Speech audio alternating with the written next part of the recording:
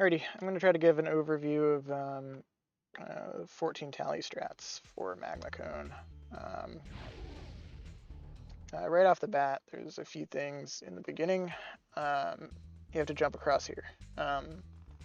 Safest way to do it is to just double jump and hover, and you want to land on this ring here. You can overdo your double jump and you can land on the grass, but usually when you do that, you take damage from this dude. So, not recommended. You can make it with a charge jump and hover. It's not too bad, but you know,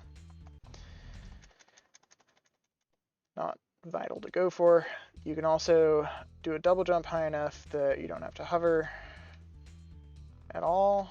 So something like that is almost high enough. I don't do this, so it might take me a second to get it. There we go. Okay. Then what you want to do is you want to come here, double jump here, and collect all those gems like that. So the distance that you do this double jump flop is a little bit finicky to make sure you collect all the gems. Next, you jump around this way, collect some of the gems on the ground, and you collect these. Depending on your route, you might go for some of the gems down there. But to be honest, I prefer not to do that.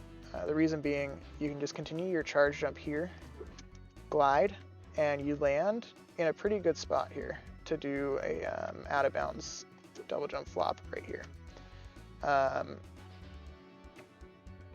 Now you do a little bit of platforming here, come around here. You can flame these baskets as you come in. Or you can go around to the right and just charge them. It's a little bit slower, but just easier to pull off, and you don't have to come in so low to the ground.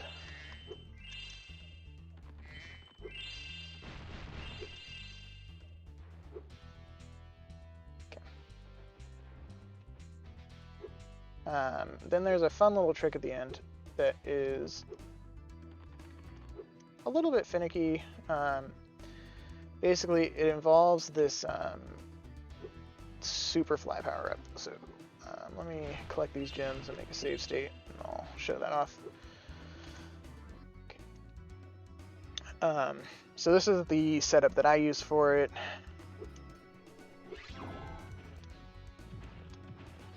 That's what it looks like, and I'll go over what I'm doing there. So what you can do when you have these super fly power-ups,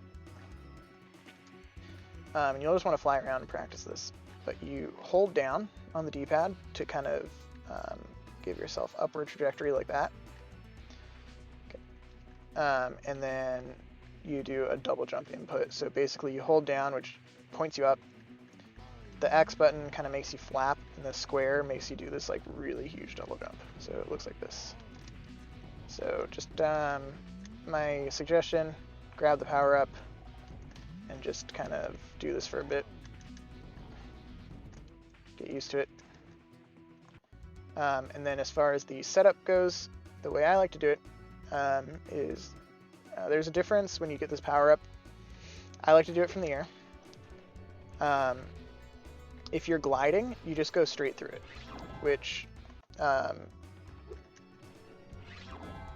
is the fast way to do it, like that.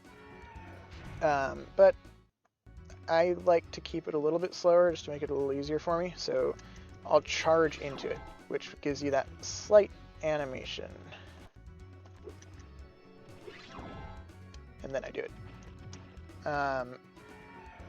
The only other thing really to note here is if you kind of overshoot the runway, I really overshot the runway, and you land in the volcano. I almost got it. You get this thing called zombie, which is not what you want to do. So if you're taking damage like that and you get unlucky, you can die, get teleported, and then you're in this state called zombie, which you do not want. So make sure you don't land in the volcano, you land on it, right there. Thanks for closing the lid on the volcano, Spyro. Things were getting a little too hot around